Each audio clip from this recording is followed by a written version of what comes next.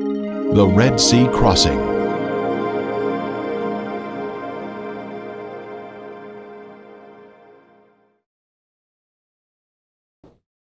Egypt is steeped with a grand history of ancient science, technology, and beautiful structures. But is there evidence of the children of Israel ever living there? Many years ago, this large stone was discovered in the first cataract of the Nile. The inscription states, "For 7 years, there had been no satisfactory inundation of the Nile. As the result of this, grain of every kind was very scarce. In this terrible trouble, King Chesser remembered the god Imhotep, who had once delivered Egypt from a similar calamity." Imhotep can be found in Egyptian history in many places, and it appears he was a sage who was elevated to a god over a period of centuries after his death. Perhaps most confident was Imhotep, the architect who probably conceived of building Zozer's tomb completely from stone. Known as a sculptor, a priest, a healer, Imhotep is considered the preeminent genius of the Old Kingdom. Imhotep had even saved his country from famine. Could Imhotep and Joseph have been one and the same person?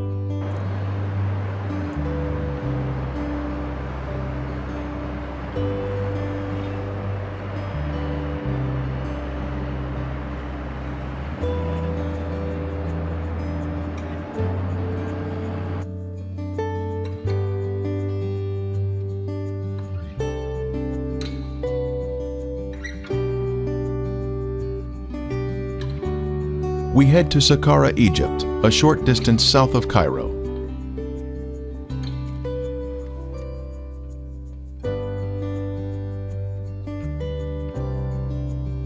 This is where the first pyramid was built in ancient Egypt. It is called the Step Pyramid due to the distinct levels in its shape. We can see where a smooth veneer layer of limestone had once been applied over the brick, creating a smooth surface, but most of it has since been removed. Here is where we find the statue of Pharaoh Zoser, under whom Imhotep served. It was on the base of this statue of Zoser that Imhotep was mentioned as a man, not as a god. He was first after the king, with his cartouche shown here. At the complex of buildings, the main hall is of importance to us. It was here and in other locations in Egypt that Joseph saved his country from famine. Then Joseph said to Pharaoh, "Indeed, 7 years of great plenty will come throughout all the land of Egypt, but after them, 7 years of famine will deplete the land." In Joseph's day, as one entered the building, they would make their way down this hallway to purchase grain. There would be many cashiers available for customers of various languages to trade for the much-needed food. The famine was all over the face of the earth, and Joseph opened all the storehouses and sold to the Egyptians. As we exit the hallway through the area in the rear, we see over on one side a series of deep structures where grain was stored underground during the 7 years of plenty. Then over the next 7 years, it was sold to the Egyptians and visitors from other countries. A system of vertical underground silos created a cooler environment for the grain to be stored. This was the design of the genius, Joseph. When grain was removed from storage, the oldest grain was carried up by way of this long descending stairway. The grain silos were interconnected via tunnels, which allowed the grain to flow down to a central exit point located at the bottom of this stairway.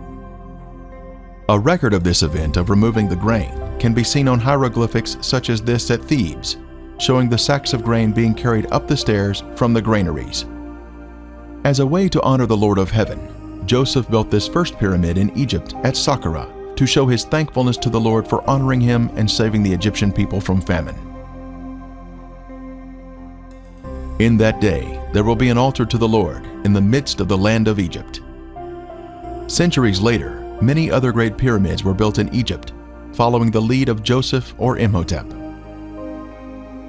2.3 million large blocks of stone, weighing 2 to 3 tons each, were used in the largest pyramid, causing some to wonder how they could have been constructed using ancient technology. It has been a mystery for centuries. Ron Wyatt conducted a great deal of research on the subject to help shed light on this puzzle.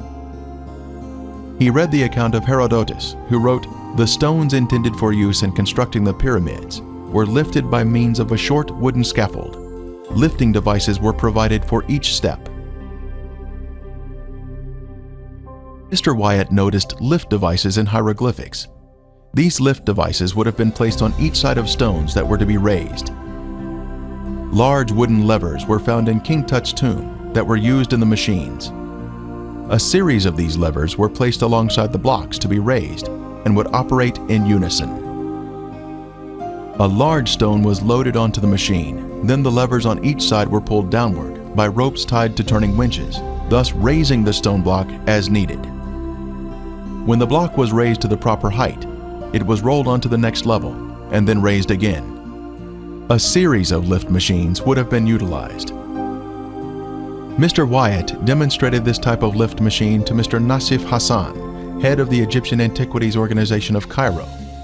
The demonstration was filmed by Japanese Nippon Television and later aired in Japan. This lift machine appears to be a simple solution to the mystery of constructing the pyramids. When Moses was a baby, his adoptive Egyptian mother was Hatshepsut, and Moses' name was Senmut. The serpent on his forehead signifies his title of prince. As an adult, Moses' Egyptian name was Tutmosis II. A side profile of Moses demonstrates his distinctive Hebrew-shaped nose. After Moses killed the Egyptian, he fled from Egypt and its territories for fear of the current Pharaoh. When Pharaoh heard of this matter, he sought to kill Moses. But Moses fled from the face of Pharaoh and dwelt in the land of Midian. Moses was married and then had a son, whose name described their foreign home. He called his name Gershom, for he said, "I have been a stranger in a foreign land." This tells us Moses was not in any area controlled by the Egyptians. Now Moses was tending the flock of Jethro, his father-in-law, the priest of Midian. And he led the flock to the back of the desert, and came to Horeb, the mountain of God. And the angel of the Lord appeared to him in a flame of fire from the midst of a bush. The Lord told Moses to bring the children of Israel back to this mountain outside of Egypt. After 10 plagues had struck Pharaoh and the Egyptians, he finally agreed to let Moses take the children of Israel from Egypt. Based upon the research he conducted, Ron Wyatt believed that the Pharaoh of the Exodus was Amenhotep III. Here we see Amenhotep receiving the Ankh as a type of power and new life being infused into his body. Mr. Wyatt speculated that Amenhotep's eldest son was Tutankhamun, and that he was killed by the destroying angel in the 10th plague. Tut would have been the crown prince and co-ruler with his father at that time, in the late 18th dynasty in 1446 BC. Surprisingly, in the Biblical Archaeology Review, it stated that the majority of archaeologists do not believe in the Exodus from Egypt. Tradition has told us that the Exodus from Egypt led the children of Israel to the Sinai Peninsula, but no evidence has been found of their having been in that location for 40 years. Also, tradition has said that the children of Israel crossed the Red Sea in an area that does not match the biblical account. Could the Bitter Lakes be the Red Sea spoken of in the Bible? Could thousands of soldiers all drown in relatively shallow water? The traditional Mount Sinai, Jebel Musa, is located in the southern mountainous area of the Sinai Peninsula. This mountain was chosen by Helena, the mother of the Roman Emperor Constantine, in the 4th century. It was not chosen by any archaeological evidence at the site, but was based upon the dreams of Constantine, and subsequently chosen by Helena as Mount Sinai.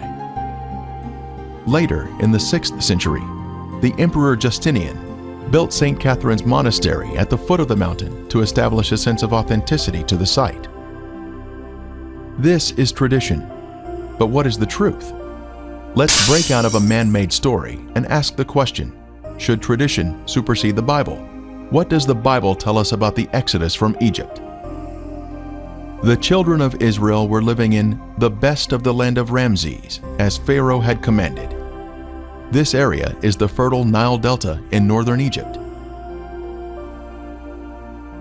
And Israel dwelt in the land of Egypt, in the country of Goshen.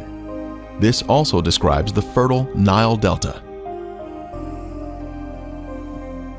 The Nile Delta is shown here at the northern termination of the Nile, full of lush vegetation, in contrast to the surrounding desert. On the night of Passover, the firstborn in each Egyptian home died in the final plague. Then the children of Israel left Egypt that same day. And the children of Israel journeyed from Ramses to Succoth. On that very same day, it came to pass that all the armies of the Lord went out from the land of Egypt. On the day of Passover, the children of Israel crossed the canals of the Nile and became an organized unit at Succoth. They had left the country of Egypt proper, but they were still in territory controlled by the Egyptians. So God led the people around by way of the wilderness of the Red Sea.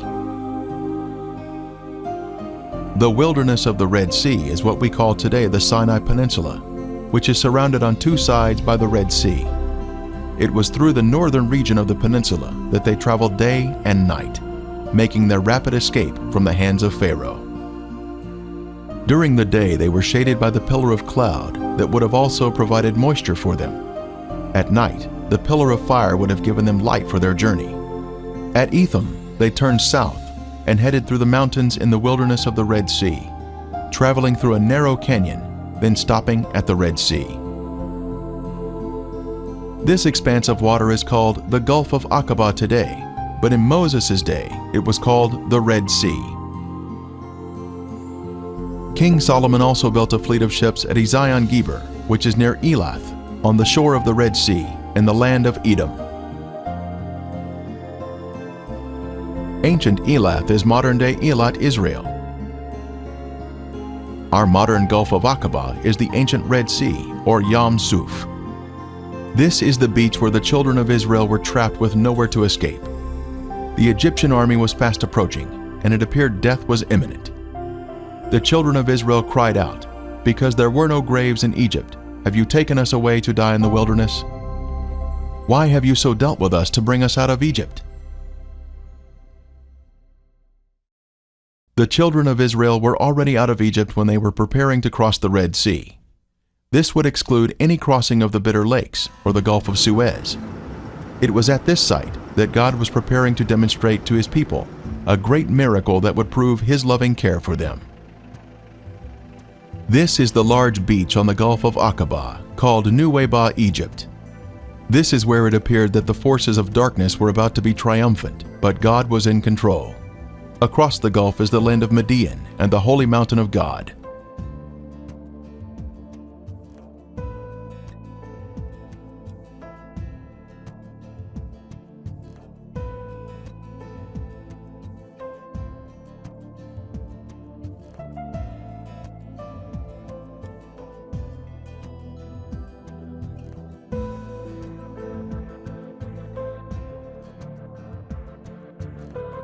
They were to camp between Migdol and the sea, Migdol meaning a fortified city or tower. At the north end of the beach are the remains of an ancient fort, still partially standing today. It was once a 3-story structure, capable of housing hundreds of Egyptian soldiers who could have prevented any northern escape from the beach. The location is precisely at the narrowest point of land, between the mountains and the sea, in order to control the movement of travelers through the area. The fortress today is receiving a fresh coat of stucco, which is unfortunately covering up the original stone blocks.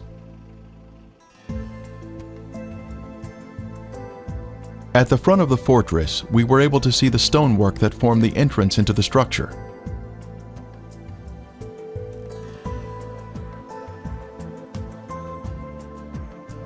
In the middle of the courtyard, we can see an ancient well that would have supplied the fresh water for the many Egyptian soldiers that were housed here.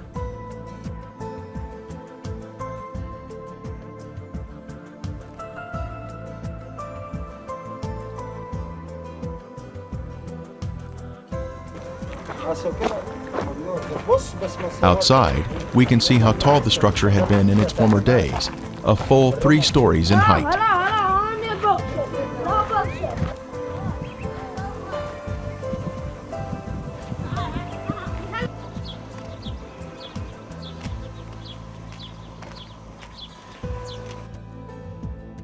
Another description of the location for the Red Sea crossing was, Camp before Pi-hahiroth, which means mouth of a hole or canyon. As the children of Israel entered the beach, they had made their way through a system of canyons or wadis and encountered this beach at the Red Sea. The Bible tells us, "They are entangled in the land, the wilderness hath shut them in." They had finally made it through the canyons that snaked their way through the mountains, but now they were trapped on the beach. We did do that. He was interested in trying to find the site because scientists always kept trying to say that they crossed in the Sea of Reeds, which was ankle deep at a certain time of year and stuff. And Dad wanted to prove that it was a biblical miracle. And so he tried to trace their steps from Egypt. And basically he did. He got an airplane and he had this guy named Moses, actually. Yeah. This is no lie. We hired a pilot in Eilat and his name was Moses, and he flew us up and down through there, and Dad told him what we were looking for. We're looking for a valley that goes all the way through the mountains from here, from the Sinai Peninsula to here. And the guy said, "Oh yeah, there is one." And back then there wasn't a road even down it, No. but now they have a road down there. All the way through. Yeah. It keeps washing out all the time. But anyway, we found that, and it was perfect description of what the Bible said, is they wandered through the valley and got turned. They couldn't get out. The Egyptian army was behind them, and they couldn't turn around to get away, and they couldn't climb up over the mountains to get away. And basically they had to keep going towards the Red Sea, and they were cut off. And so we pretty much knew that that's where it had to be. Hello friends, just a quick timeout. This video you're watching is part of the Revealing God's Treasure DVD. We cover 5 major discoveries of the late Ron Wyatt: Noah's Ark, Sodom and Gomorrah, Red Sea Crossing, Mount Sinai, and the Ark of the Covenant. It's over 3 hours, the DVD. You can go to arkdiscovery.com and order a copy of the DVD. We have bulk order discounts, cheaper per unit to order that way. But this DVD is great for sharing with others. So I would encourage you to order these and hand out to your friends, folks in your area, your family, to help them see these exciting discoveries that prove the Bible is true. They convey a message of judgment in the past because God's getting ready to judge mankind, judge the living. We're near the end of time, so this DVD is very important. You also get a free 8-page magazine, gloss paper, covering the discoveries. And we also have in our store the book Revealing God's Treasure Illustrated, which shows color photographs of the discoveries. It's on gloss paper, nice to share with others. It's a nice coffee table book in your home. So take a look at that also in our store, arkdiscovery.com. Click on the store there. So, okay, let's get back to the rest of the video right now. And the angel of God who went before the camp of Israel moved and went behind them, and the pillar of cloud went from before them and stood behind them. So it came between the camp of the Egyptians and the camp of Israel. It was here that the pillar of cloud blocked the Egyptians from advancing toward the children of Israel. For there was on each side a ridge of mountains that terminated at the sea, which were impassable by reason of their roughness, and obstructed their flight. There must have been excitement as they reached the beach at the sea, but that soon turned to gloom as they discovered their plight. They were trapped on the beach, awaiting their death at the hands of Pharaoh. From the middle of the beach, we can see the opening of Pi-hahiroth in the distance, but we head south in order to locate an amazing marker here at the beach.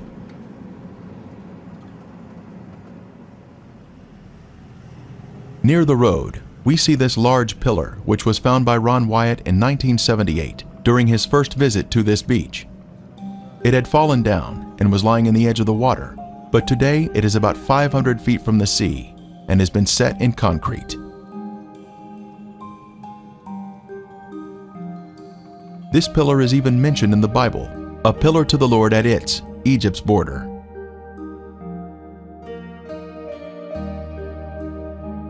At the south end of the beach is where we can see the pillar.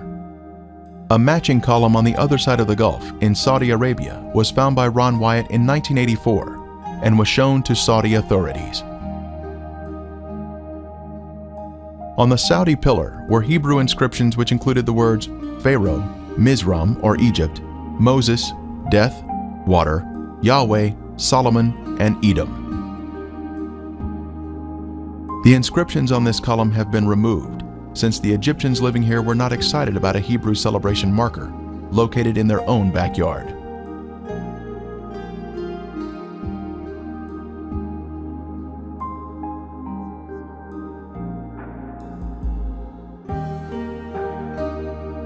Using Google Earth, one can zoom in on the beach here and spot the pillar standing near the road. This is an exciting use of technology to see the Bible come alive. The pillar stands here today as a testimony of truth, marking the location of the Red Sea crossing. From here, we can see the water that presented itself as an obstacle to the children of Israel.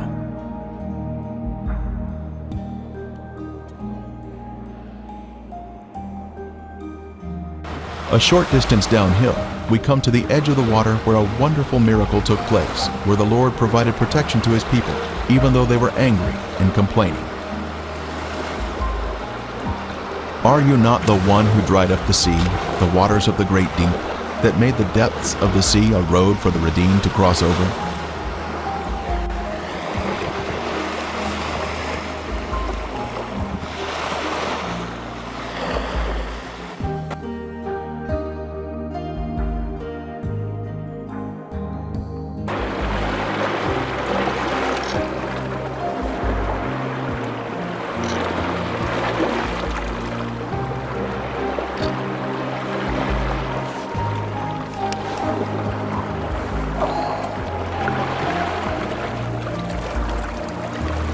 As we stand here at the beach, we can see something similar to concrete.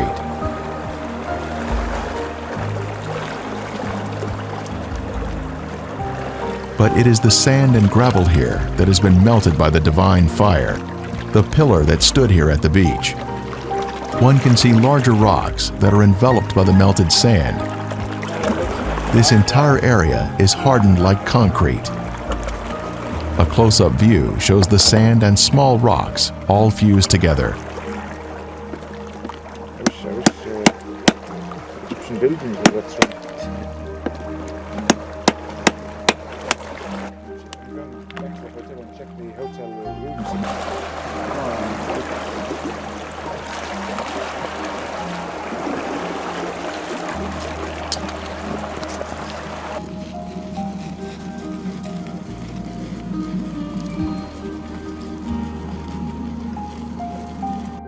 Depth charts of the Gulf of Aqaba show the Eilat Deep to the north and the Aragonese Deep to the south.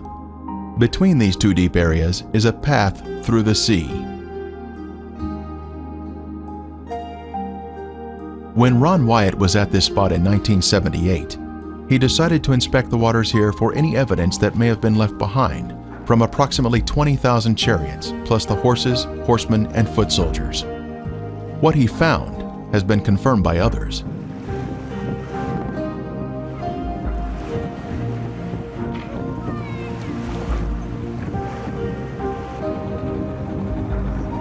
At Nuweiba, one can rent a boat and explore these waters for remnants of the Egyptian army.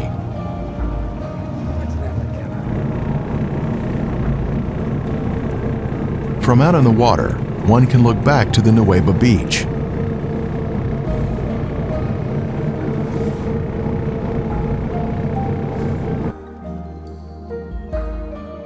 Diving in the water here is extremely easy, since the water is very clear with high visibility. Investigations have revealed artifacts which confirm our previous conclusions about the site. The sea floor is smooth and contains gradual contours. Our first artifact to inspect is this chariot wheel that still has 3 of its 4 spokes, plus the hub is extending upward. We see 90-degree angles here, which are a sign of man-made structure. The Lord looked down upon the army of the Egyptians, and he took off their chariot wheels. I did dive on the Nuweiba side several times, probably about 500 dives by now. The first time I dived was in the end of 1996. Ron Wyatt took me there with Leonard Muller, actually. That was the first time I dived and the first time I met Leonard. And they very kindly invited me on that dive. That was December 1996, and the last dive I did was February 2011. So yeah, I believe I've seen chariot pots in the bottom of the Red Sea there. We also dived for Tim Mahoney, for Mahoney Media, to try and get some footage for the Exodus conspiracy. And I dived with Ross Patterson several times, and Andrew Ross, both from Australia, New Zealand. So there's been a lot of diving on the Nuweiba side, on the Egyptian side, and we've taken pictures of chariot wheels, and there's another wheel which we also found on that 96 dive with Ron, and I believe it's a four-spoked wheel, and I think one of the spokes is missing, so you just see the 3 spokes, but you've got perfect right angles there, and then where the wooden rim of the wheel would be has eroded away, but where you've got the hub, that would be made of metal, so that's what remains, and that's in quite shallow water. The chariot wheel with 6 spokes was the most widely used by the Egyptians. Egyptian chariots were known to use metal hubs in the center of the wheels. Using metal detectors, divers have found metal in the raised hubs that are now covered in coral. So when you dive with underwater metal detector, you can go over all the corals and you don't get any reading. And then when you go over obviously metal or iron or whatever, you do get a reading. So that's the way you know that if you've got a wheel shape and you get a strong metal reading from it, then that would be the difference between just a round coral and something that could potentially be a chariot wheel. So when you compare this particular 4-spoked hub to the hubs that you see in the Egyptian Museum, it looks exactly the same, and there's metal where you'd expect to see it. Here we see another 4-spoked chariot wheel with 1 spoke missing and a center raised hub. The coral here has preserved the chariot parts by retaining the man-made structure, even after the wood has disappeared. Here we see another wheel suspended on its axle, standing at attention. It has 6 spokes and a raised center hub.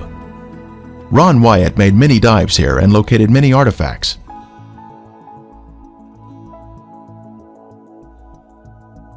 This could have once been a chariot cab.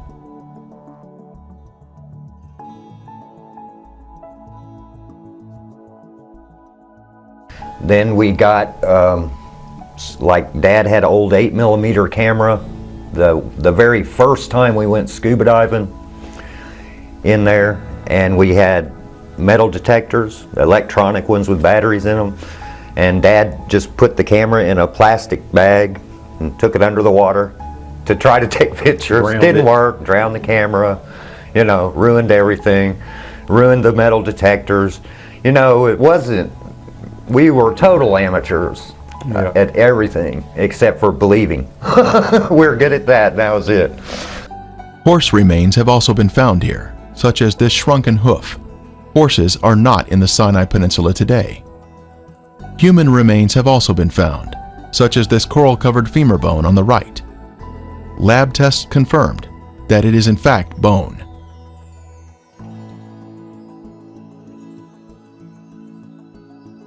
Other bones have also been found. A cross-section reveals the bone inside the coral. I remember diving with Dr. Nerida Titchener. I think that was the 1996 dive actually, and I was her buddy at the time. She picked up, it looked like a bone. She's a medical doctor, so maybe that helps to identify body parts and bones and that sort of thing. So she picked that up and Leonard Muller took that bone to the Department of Osteology at his university in Sweden, and they did identify it. They did identify it as a male right side femur, I think, and they tried to date it as best they could and gave the dimensions of the man that it would have belonged to and so forth. So there's human remains there. Here we see a chariot wheel standing on its axle in this old 1978 footage shot by Ron Wyatt. Next, we see an 8-spoke wheel with 1 spoke missing. 8-spoke wheels were only used during the 18th dynasty, the time of the Exodus. It was around about the same dive, I think 1996, that Eric Lemke from America was diving with a young man called Rory. And they'd been diving quite deep for a while. They were about 28 meters as well. And they found what they described as a bronze wheel. Now, because they'd been diving a while, they were getting low on air when they found the wheel, and 28 meters is too deep to start getting low on air and getting into any emergency situation. But anyway, you know, you're diving for days and days and you finally find a wheel. They said it didn't have much coral on it at all. You could just see it sitting there. So I think Rory tried to grab hold of it and tugged it a bit, because this is kind of cemented in behind the coral. All the coral grows around it, and it wouldn't tug. But as he was tugging, he was of course breathing heavier and using up more and more of his air. And I guess they were so excited they weren't keeping an eye on their air. And so eventually he ran out of air at 28 meters. And, the story goes that he looked at Eric, his buddy, and with panic in his eyes, and he grabbed the regulator, put it in his mouth. So Eric had to grab his spare regulator and breathe off that. And then they ascended to the surface safely. But there's an eyewitness account of a bronze wheel down there. I think they said it was an 8-spoke bronze wheel, but they didn't manage to get photographs. The premier find here at the crossing site is this gold veneer that was left behind from a 4-spoke chariot wheel. The Bible tells us there were 600 choice chariots used in the chase of the children of Israel. This artifact was left behind at a depth of 200 feet. Since specialized equipment would be necessary to raise it to the surface, today it is still in the location where it was found. Because when Dad first did the cameras, Yeah. I don't think we even had the scuba gear No, yet, we did we? didn't. I think we were just No, our snorkeling out first the trip, first we didn't time. really find anything, except we found the spot where we thought that it was. But when the we crossing actually was. did go scuba diving, Dad bought 2 little underwater Kodak cameras, and that's what the underwater pictures were taken with. I took a picture of 3 different wheels. The golden chariot wheel picture got drowned in one of the cameras, and the other camera had a bunch of chariot wheels but not the gold one. Me and Ronnie went down and touched. We touched the gold chariot one. wheel. How Yeah, deep was that? Somewhere around 180 feet, yeah, it was right around there. like Ronnie said earlier. We were swimming about 35 feet where you can stay all day, whatever, 32 feet. So But we then were up we there would go swimming down. around, and if we saw anything, we'd go down. Since there are chariot parts on this side of the Red Sea crossing, could there be other chariot parts on the other side of the Gulf, showing a continuation of artifacts? On the shore opposite of Nuweiba, inspection of the seafloor in Saudi Arabia has also been conducted to see if chariot parts can be found on this side of the Red Sea crossing. While investigating the Saudi Arabian waters, Viveka Pontian found this beautiful round chariot wheel specimen with a raised center hub.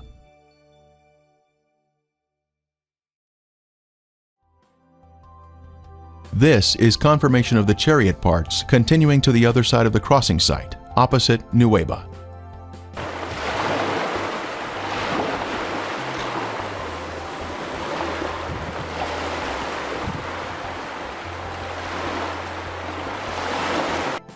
By confirming the location of the Red Sea crossing, one is then able to conclude without a doubt that the real Mount Sinai must be over in Saudi Arabia, in Midian, just as the Bible says.